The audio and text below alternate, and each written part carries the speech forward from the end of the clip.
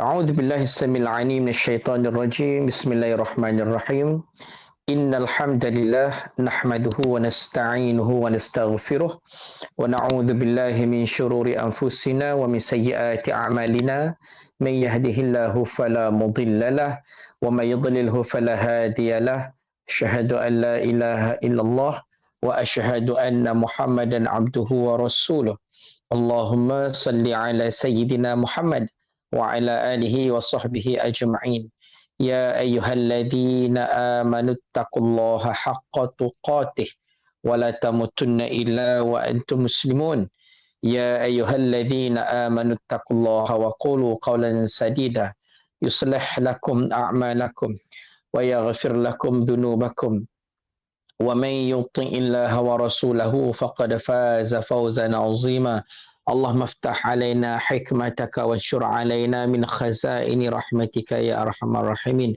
اللهم أرنا الحق حقا وارزقنا اتباعه وأرنا الباطل باطلا وارزقنا اجتنابه والحمد لله رب العالمين السلام عليكم ورحمة الله وبركاته Alhamdulillah, thumma alhamdulillah, kita panjatkan syukur kita kepada Allah Subhanahu Wa Taala dengan pertemuan kita pada malam ini. Tuan-tuan muslimin muslimat dirahmati Allah Taala sekalian, terutamanya jemaah Surau Al-Amin Bandar Terusin On, mudah-mudahan Allah Taala bagi kita kesihatan tubuh badan, dipermudahkan segala urusan, dilimpahkan rezeki dan mudah-mudahan Allah Ta'ala akan menjaga kita sepanjang hayat kita sampailah kita masuk ke syurga insya-Allah. Tuan-tuan muslimin muslimat dirahmati Allah Ta'ala sekalian, insya-Allah pada malam ini kita nak tengok beberapa hadis Nabi sallallahu alaihi wasallam yang Nabi bercerita tentang amalan-amalan yang boleh kita lakukan pada hari Jumaat. Walaupun kita dah masuk malam ni, malam Sabtu dah orang kata kan, malam, tapi tak apa, yang penting untuk next Jumaat akan datang ataupun Khamis malam Jumaat ada beberapa amalan yang boleh kita amal yang dekat situ ada terlalu banyak ganjaran dan hikmah yang Allah Ta'ala kurniakan kepada orang-orang yang melakukan amal-amal soleh pada hari Jumaat. Baik tuan-tuan muslimin muslimat, antaranya dalam hadis riwayat Imam At-Tabrani an Abi Umamah radhiyallahu anhu qala Rasulullah sallallahu alaihi wasallam man qara'a Hamim ad-Dukhan fi lailati jumu'atin aw yawma jumu'atin banallahu lahu baitan fil jannah. Hadis daripada riwayat Imam At-Tabrani daripada Abi Umamah radhiyallahu anhu telah berkata, baginda Rasulullah sallallahu alaihi wasallam telah bersabda, sesiapa membaca Hamim ad-Dukhan pada malam Jumaat atau pada hari Jumaat, Allah membina untuknya sebuah rumah di dalam syurga. Tuan-tuan muslimin muslimat, antara surah yang digalakkan kita untuk membaca pada malam Jumaat ataupun pada hari Jumaat adalah surah Ad-Dukhan. Surah Ad-Dukhan ni tuan-tuan muslimin muslimat tak panjang mana pun surah tu.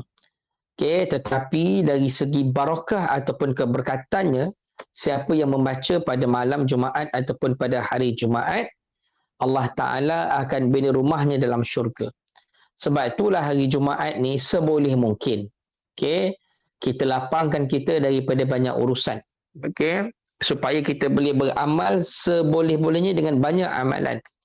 Kita doalah satu hari nanti insya-Allah kalau kita di Lembah Kelang ni, agar Allah Ta'ala bagilah kemudahan kepada kita dapat bercuti pada hari Jumaat. Kan macam negeri di pantai timur antaranya, Terengganu Kelantan, di utara Kedah tu antaranya, dan juga di Johor antaranya.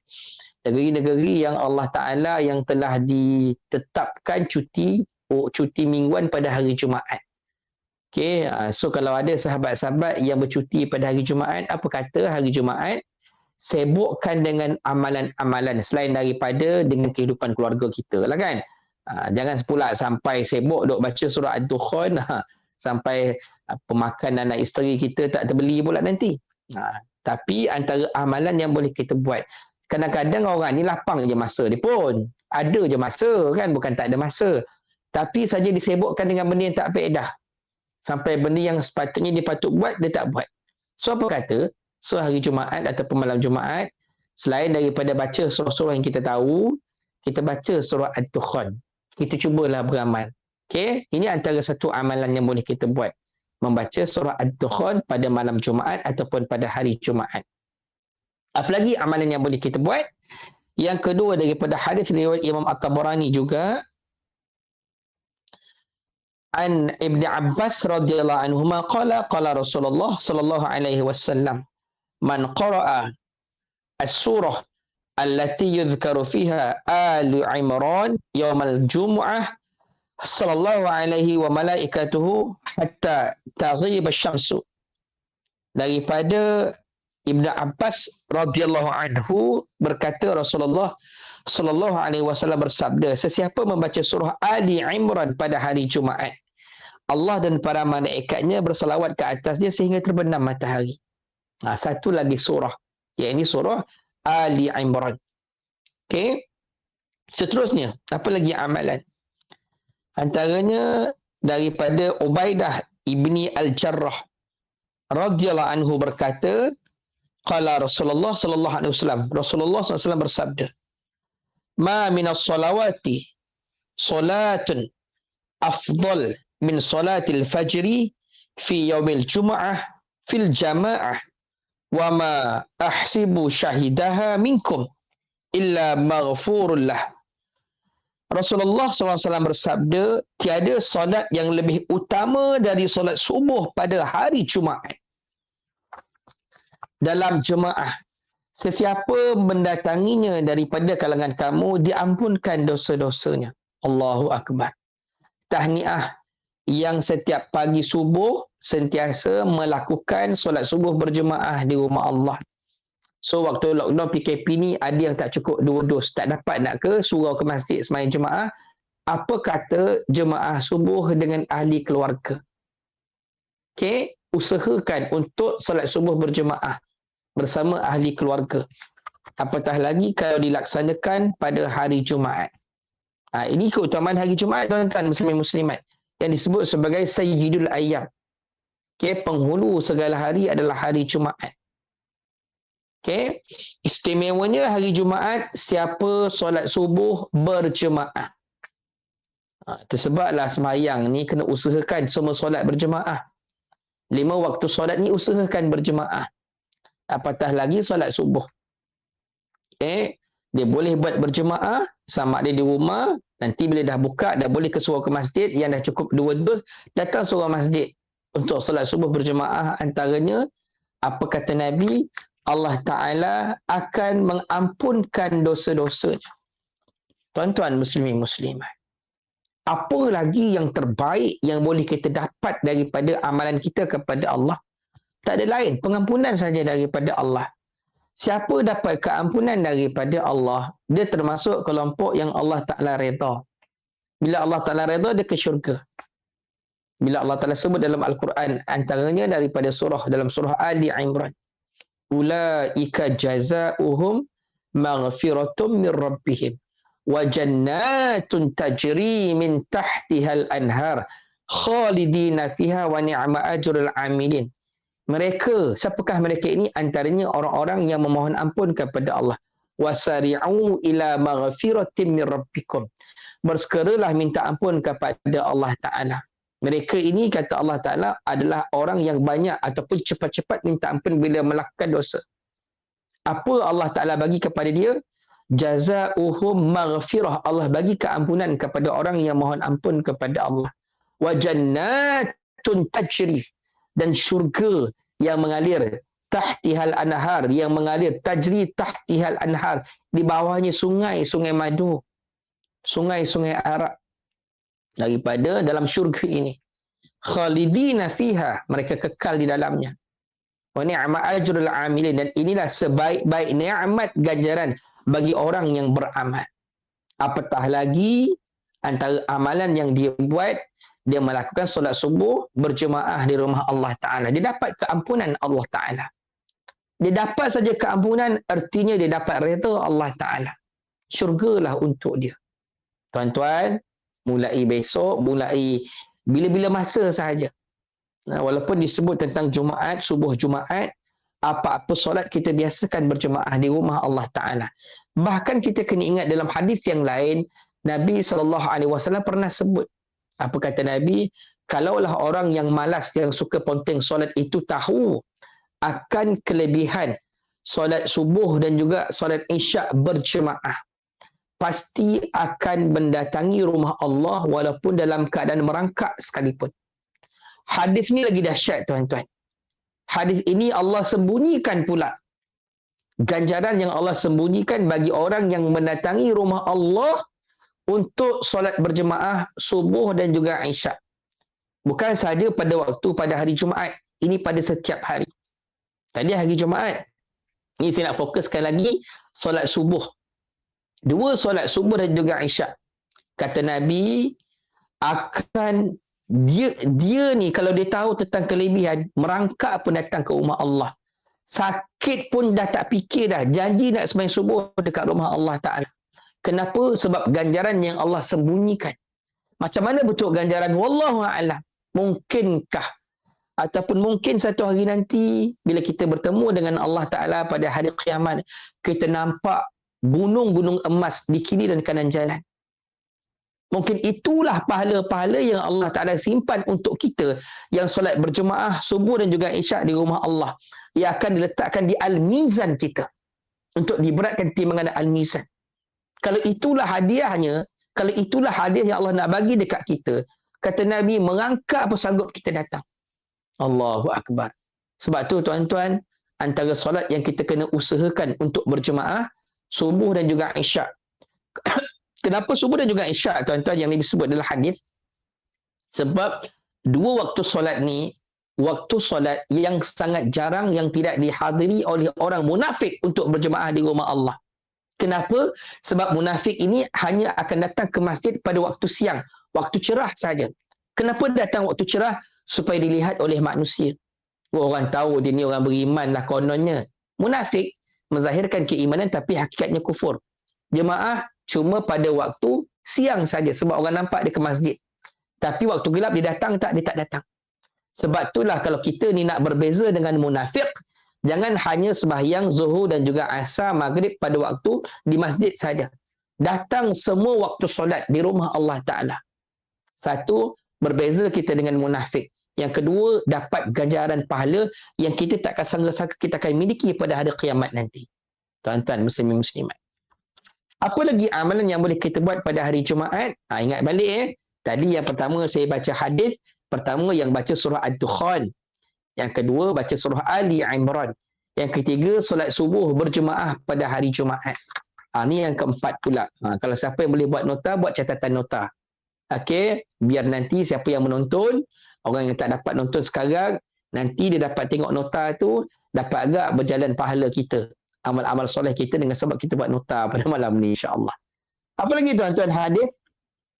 Antaranya dalam hadis riwayat Imam Ahmad an Mu'az bin Anas radhiyallahu anhu an Rasulullah sallallahu alaihi wasallam annahu qala man qara'a awwala suratil kahfi wa akhiraha kanat lahu nuran min qadamihi ila ra'sih wa man qara'aha kullaha kanat lahu nuran ma baina as-sama'i ila al-ard. Allahu akbar. Ni lagi hebat tuan-tuan. Ni lagi hebat. Daripada hadis riwayat Imam Ahmad daripada Mu'az bin Anas, Mu'az bin Anas radhiyallahu anhu daripada Rasulullah sallallahu alaihi wasallam bersabda, sesiapa membaca awal surah Al-Kahfi 10 ayat dan penghujungnya 10 ayat yang terakhir, baginya cahaya dari kakinya hingga ke kepalanya. Subhanallah. Sesiapa yang membaca keseluruhannya, baginya cahaya antara langit dan bumi. Allahu Akbar. Tuan-tuan, hari kiamat nanti kita akan kenal. Hari kiamat nanti tuan-tuan muslim-muslimat, ada beberapa orang yang Allah Ta'ala angkat darjatnya di sisi Allah Ta'ala. A'zamu darajatan indallah. A'zamu darajah. diangkat beberapa darjat di sisi Allah berbanding yang lain. Ada orang yang diangkat darjatnya sehinggakan Allah Ta'ala nampakkan cahaya dari kaki hingga ke kepala, seluruh tubuh badannya bercahaya. Sebelum ni kan kita pernah dengar antara orang yang bercahaya-cahaya pada hari kiamat adalah orang yang sentiasa berwuduk, akan keluar cahaya pada anggota wuduknya. Hadis ni tuan-tuan, kata Nabi, siapa yang baca surah Al-Kahfi, subhanallah, apatah lagi pada hari Jumaat yang digalakkan kita baca Al-Kahfi, yang Nabi sebut dalam hadis akan menyelamatkan kita daripada kesesatan Dajjal, fitnah Dajjal pada hari hampir-hampir hari kiamat, akhir zaman nanti.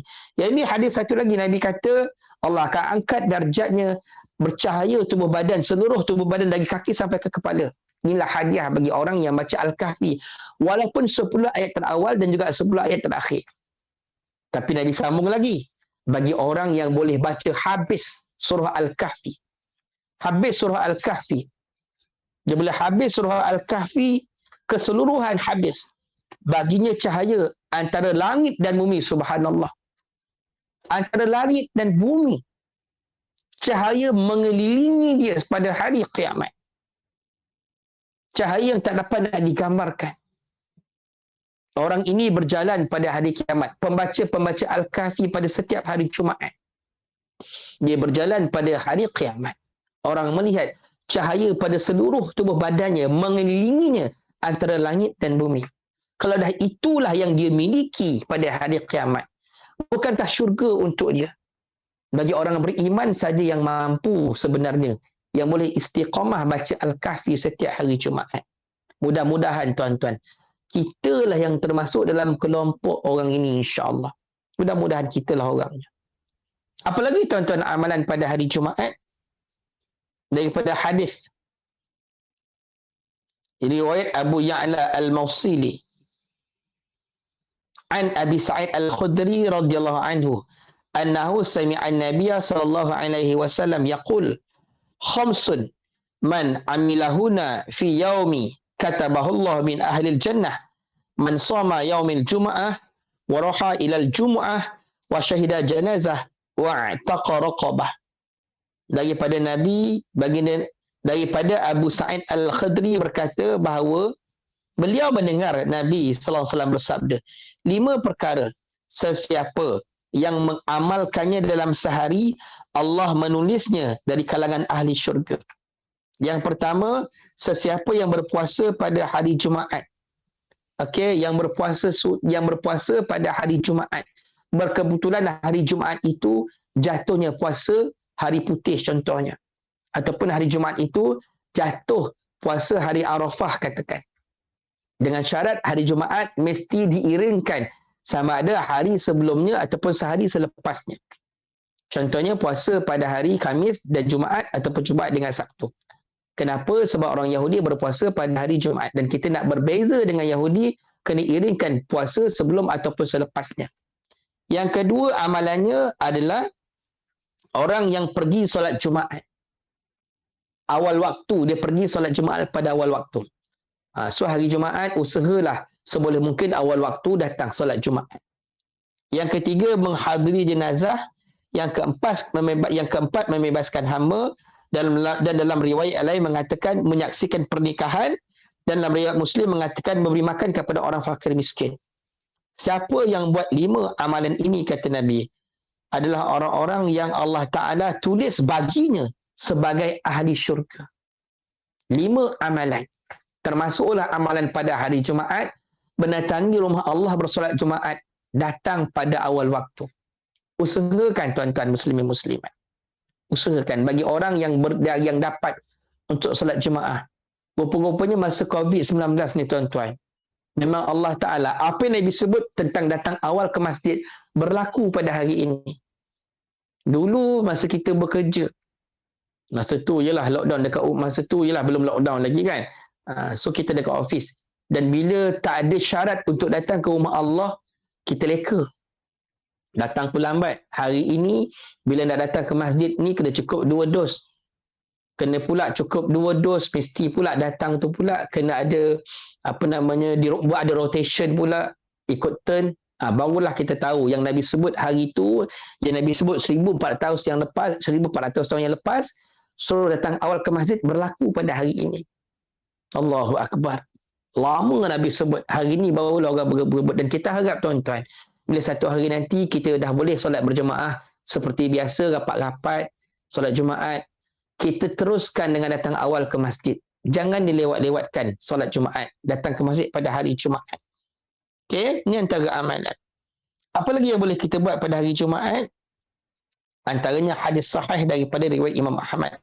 An Abdullah bin Amr bin Al-As an Nabi sallallahu alaihi wasallam qala man ghassala wa ghatasala wada wa batakara wa dana faqataraba wastama'a wa ansata kana lahu bikulli khutwatin yakhtuha ajru qiyami sanatin wa siyamiha. Daripada Abdullah bin Amr radhiyallahu anhu, Nabi SAW bersabda, kata Nabi, sesiapa yang bersetubuh pada malam hari dan mandi pada pagi hari, yakni pada hari Jumaat, pergi awal ke masjid, mendekat dengan imam, duduk dengan imam, dekat dengan imam, mendengar khutbah dan diam, baginya untuk setiap langkah yang ia langkahi pahala bersolat malam dan berpuasa setahun. Subhanallah. Kata Nabi SAW, siapa yang pada malam Jumaat bersama dengan isteri, ni lain macam lah pula kan, mesti wajib pula kan. Ingat, kalau isteri tu tak sihat, datang haid, jangan pula bersama dengan isteri. Okay. Siapa yang bersama dengan isteri pada malam hari Jumaat, kemudian besoknya dia mandi, kemudian dia pergi awal ke masjid untuk solat Jumaat, kemudian duduk dekat dengan imam, dengar khutbah dan diam, baginya setiap langkah ia ke masjid itu, dia dapat langkah ke masjid itu pahala solat malam. Subhanallah, dapat pahala qiyamul lail dan juga pahala berpuasa selama 1 tahun. Untuk orang, tuan-tuan, kesimpulan daripada hadis yang ini ni adalah orang yang memuliakan hari Jumaat. Dia memuliakan hari Jumaat. Maknanya orang ni, orang beriman ni, hari Jumaat dia alert. Oh, hari ni hari Jumaat. Apa nak kena buat hari Jumaat? So, jadual hari Jumaat tu dah ada. Pagi-pagi, bangun awal. Pergi sembahyang subuh. Rebut ganjaran sembahyang subuh yang disebutkan tadi. Rebut ganjaran sembahyang subuh yang disebutkan pada hari Jumaat terutamanya. Dia ampunkan dosa-dosa. Lepas tu, mandi sunat Jumaat. Pakai pakaian cantik-cantik pada hari Jumaat. Pakai wangi-wangian pada hari Jumaat. Potong kuku. Potonglah rambut, potonglah apa-apa bulu kat badan. Sunatnya gitu. Tuan-tuan. Amalan, dia dah alert. Oh, hari ni hari Jumaat ni. Baca surah Al-Kahfi. Tak boleh baca semua, baca 10 ayat awal, 10 ayat terakhir. Lagi baca semua, lagi bagus. Dapat cahaya antara langit dan bumi. Ada lagi masa, baca pula surah Ad-Dukhan. Ada lagi masa, baca pula surah Ali Imran. Tuan-tuan muslimin muslimat. Lepas tu nak sembahyang Jumaat. Yang dapat sembahyang Jumaat. Yang tak dapat sembahyang Jumaat, apa kata? Dekat rumah masing-masing dengar khutbah. Tak kisahlah dekat TV ke, dekat FB ke, dengar khutbah. Ada tazkirah Jumaat, dengar tazkirah Jumaat. Awalkan kita duduk dekat tikar sembahyang. Ya, lepas tu sembahyang Zuhur. Yang dekat masjid, datang awal. Datang awal. Duduk dekat dengan imam. Dengar khutbah. Ada peluang dengar khutbah, jangan duduk main handphone. Kan? Bukan langsung tak boleh dengan handphone, boleh. Okay, tapi adabnya, dengarlah khutbah dan diam. Kata Nabi, pahalanya dia dapat pahala setiap langkah dia melangkah. Dia dapat pahala solat malam. Subhanallah. Setiap satu langkah solat malam. Setiap satu langkah solat malam. Allahu Akbar. Dan juga dapat pahala berpuasa selama 1 tahun. Kelebihan, tuan-tuan. Allah. Apa lagi amalan yang boleh kita buat pada hari Jumaat? Hadis daripada riwayat At-Tabrani. An Abi Sa'id Al-Khudri radhiyallahu anhu qala khatabana Nabi sallallahu alaihi wasallam dhata yawmin faqala inna Allah kataba alaikumul jum'ah fi maqami hadha fi sa'ati hadhihi fi yawmi hadha fi syahri hadha fi ami hadha ila yaumil qiyamah man tarakaha min ghairi udhrin ma'a imamin adilin aw imamin jairin fala jumi'a lahu syamluhu wala burika lahu fi amrih ala wala salata lahu ala wala hajja lahu ala wala birra lahu ala wala sadaqata lahu. Daripada Abi Sa'id Al-Khudri radhiyallahu anhu berkata, Nabi sallallahu alaihi wasallam berkhutbah kepada kami pada suatu hari. Lalu baginda sallallahu alaihi wasallam pun bersabda, sesungguhnya Allah telah mewajibkan ke atas kalian solat Jumaat di tempat berdiri saya ini. Pada saat ini, pada hari saya ini, pada bulan saya ini, pada tahun saya ini, hingga hari kiamat. Sesiapa yang meninggalkannya, yakni solat Jumaat tanpa uzur bersama imam yang adil atau imam yang zalim, maka tidak dikumpulkan kesatuannya, tidak diberkati segala urusannya. Ketahuilah, tiada solat baginya, tiada haji baginya, tiada kebajikan baginya, dan tiada sedekah baginya. Tuan-tuan muslim-muslimat, kata Nabi SAW, Allah wajibkan solat Jumaat ke atas kita sampai hari kiamat. Datanglah solat Jumaat. Tak kisah siapa pun imam di depan kita. Sebab itu kewajipan yang tidak boleh, yang tak ada pilihan. Kalau solat fardu, kalau tak suka dekat imam tu, boleh pergi surau lain semain dengan imam lain. Tapi solat Jumaat tak ada pilihan. Wajib dengan siapa imam yang berada di hadapan sembahyang. Tuan-tuan muslimin muslimat, siapa tinggalkan dengan sengaja tanpa ada uzur,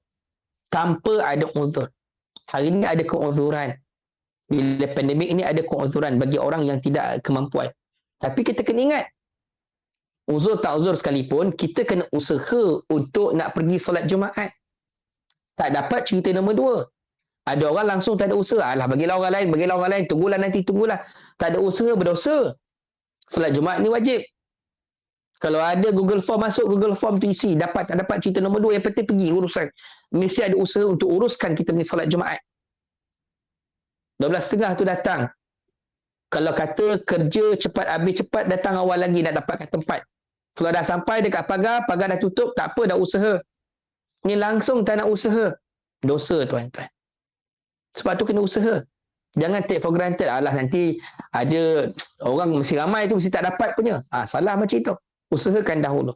Kata Nabi, yang meninggalkan tanpa ada uzur, dengan sengaja meninggalkan, tiada solat baginya. Tak ada pahala solat baginya. Tiada pahala haji baginya. Tiada kebajikan baginya dan tiada pahala sedekah baginya. Allahu Akbar. Tuan-tuan muslimin muslimat, antara amalan yang boleh kita buat pada hari Jumaat, dan kita jangan lupa tuan-tuan, antara amalan lain yang sangat digalakkan pada hari Jumaat adalah sedekah dan juga berselawat. Siapa selawat dekat Nabi sekali, kata Nabi, Allah akan selawat kepadanya 10 kali. Siapa yang selawat kepada Nabi 10 kali, Allah gandakan selawat kepada Allah, akan selawat kepadanya, doa bagi rahmat kepadanya 100 kali. Siapa yang selawat kepada Nabi 100 kali, Allah akan bagi rahmat selawat pula kepada dia sebanyak 1000 kali. Dan siapakah orang yang berselawat ke atas Nabi 1000 kali? Pada hari kiamat, kata Nabi, inilah orang yang berlaga bahu dengan Nabi SAW. Dia duduk dekat dengan Nabi. Nabi kata, siapa yang berselawat dengan aku pada hari Jumaat, kata Nabi, dia akan duduk berdekatan denganku pada hari kiamat. Duduk dekat dengan Nabi ni dekat macam mana? Sampai berlaga bahu dengan Nabi. Tuan-tuan, hari ini umat Islam yang hidup di muka bumi, manusia yang hidup di muka bumi, 7 bilion orang tuan-tuan, sangat ramai. 7 bilion orang hidup dekat muka bumi. Pada hari kiamat berapa ramai? Bermula dari zaman Nabi Adam sampailah hari kiamat, agak-agak berapa ratus bilion manusia. Jangan cakap nak duduk dekat dengan Nabi. Nak jumpa anak bini pun belum tentu dapat lagi. Punya ramai orang pada hari kiamat, beratus bilion orang tuan-tuan. Tetapi tiba-tiba ada satu kelompok manusia yang mendapat kemuliaan, yang dipanggil oleh Nabi SAW. Mari sini saudara aku. Mari sini sahabat aku. Ni orang yang rapat dengan aku. Mari duduk dengan aku. Nabi panggil. Allah bawa dia duduk dekat dengan Nabi. Orang duduk dengan Nabi ni tuan-tuan muslimin muslimat. Orang yang duduk di bawah naungan Allah Ta'ala. Orang yang selawat dekat Nabi rupa-rupanya bukan kebaikan itu untuk Nabi semata-mata. Kebaikan untuk kita sendiri. Allah pilih kita duduk dekat dengan Nabi sampai belaga bahu. Dan siapa duduk dengan Nabi SAW, dialah orang yang akan masuk ke syurga di belakang Nabi SAW.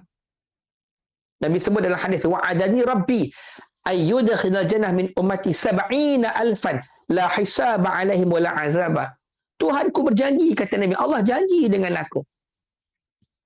Masuk ke dalam syurga daripada kalangan umatku 70,000 orang. Masuk syurga tanpa hisab, tanpa azab. 70,000 orang duduk berdekatan dengan Nabi. Menuruti Nabi untuk masuk ke syurga. Tanpa hisab, tanpa azab. Antaranya siapa? Inilah orang yang banyak berselawat ke atas Nabi. Apa kata tuan-tuan, kita upgrade selawat kita. Dah tentu setiap kali solat kita akan berselawat kan? Okey, setiap kali solat memang kita berselawat. Kurang-kurang 10 kali. Tambah lagi selawat. Masa-masa lapang tuan-tuan, sambil-sambil pergi kerja dalam kereta tu, memang kita pasang radio, tapi mulut kita Allahumma shalli ala sayyidina Muhammad. Selawat. Kalau ada yang tasbih tu, kira dengan tasbih tu. Selawat 1000 kali. Allahumma shalli ala sayyidina Muhammad wa ala ali Muhammad. Allahumma shalli ala sayyidina Muhammad wa ala ali Muhammad. Klik je benda tu. Allahu akbar tuan-tuan. Benda tak perlu nak keluarkan duit pun. Benda yang tidak perlu kepada masa tertentu. Selawat bukan memerlukan masa mesti subuh, tak. Macam sembahyang ada waktu tertentu. Untuk selawat bila-bila masa. Janji di tempat yang tidak dimakruhkan kita berselawat. Jangan selawat dalam tandas pula. Kita pun dalam hati boleh berselawat. Tak ada masalah. Selawat aja pada hari Jumaat. Tuan-tuan. Termasuk juga bersedekah pada hari Jumaat. Banyakkah sedekah pada hari Jumaat? Yang Nabi sangat suka kita bersedekah pada hari Jumaat. Bantulah kalau hari ni tuan-tuan, nampak dekat Facebook kita, dekat media sosial kita, dekat WhatsApp kita, ada orang minta infak, bagi tuan-tuan. Cuma kita kena pastikan yang orang tu betul lah tempat kita bagikan, takut scammer pula. Banyak cara banyak, sikit cara sikit. Dalam hadis lain Nabi kata, was-sadaqatu tukaffiru khati'ah. Sedekah itu menghapuskan kesusahan. Sedekah itu menghapuskan dosa. Rupa-rupanya antara kunci Allah Ta'ala boleh angkat kesulitan, kesusahan, kemudaratan, penyakit adalah dengan bersedekah. Kalau ada sesiapa yang ahli keluarganya mungkin ditimpa musibah, kena COVID-19, sakit, apa kata kita bersedekah atas nama dia. Mudah-mudahan Allah Ta'ala angkat tukaffiru khati'ah, mengangkat kesusahan, kesulitan, penyakit daripada dia dengan sebab sedekah. Apatah lagi sedekah yang kita buat pada hari Jumaat. Muslimin muslimat, mudah-mudahan dengan beberapa amalan yang disebutkan tadi, kita dapat beramal. Kata orang kalau tak dapat buat semua, jangan tinggal semua. Daripada banyak-banyak ni, pilihlah amalan yang mungkin mudah pada kita, tetapi pahalanya sangat besar sisi Allah Ta'ala. Kalau dapat buat semua amalan, Alhamdulillah. Doalah kepada Allah Ta'ala, agar Allah memudahkan kita dapat beramal dengan semua amalan pada hari Jumaat, dan kita memiliki ganjaran sebaik-baik ganjaran dengan sebab amalan tersebut insya-Allah. Bismillahirrahmanirrahim. Allahumma inna na'udzubika min 'ilmin la yanfa' wa min qalbi la yakhsha' wa min nafsi la tashba' wa min wal istajabu lah rabbi ja'alna muqimas shalah wa min dzurriyyatina rabbana wa taqabbal du'a. Allahumma ya Allah, jauhilah kami dari ilmu tidak bermanfaat, hati yang tidak khusyuk dan nafsu yang tidak puas. Allahumma ya Allah, jadikanlah kami ni hamba-Mu yang istiqamah melaksanakan ibadah solat sampailah kami mati, Allah, termasuk zuriat kami, anak cucu kami dan seluruh umat Islam ya Allah. Walhamdulillahirabbil alamin. Tuan-tuan muslimin muslimat, mohon ampun dan mohon maaf. Subhanakallahumma bihamdika asyhadu an la ilaha illa anta astaghfiruka wa atubu ilaik. Wal asri innal insana lafi khusr illa alladziina amanu wa 'amilus solihati wa tawassaw bil haqqi wa tawassaw bis sabr. Wassalamu alaikum warahmatullahi taala wabarakatuh.